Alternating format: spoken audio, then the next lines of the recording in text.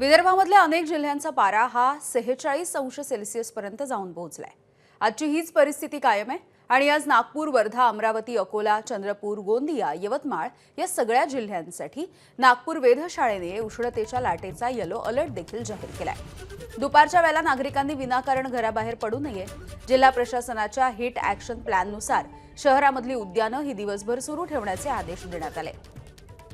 उन्हाळी वर्ग, coaching classes यांना दुपारी वर्ग न घेण्याच्या सूचना देखील देण्यात आलेल्या आहेत।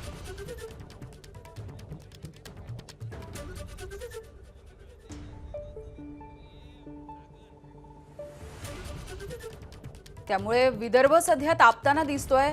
चंद्रपूर, गोंदिया, यवतमाळ, नागपूर, अकोला या सगळ्या भागामध्ये या तापमानाचे वेगवेगळे उच्चांक दररोज बघायला मिळतात आणि आजचा विचार केला तर 46 अंश सेल्सिअस पर्यंत इथलं तापमान जाऊन पोहोचलेलं आहे।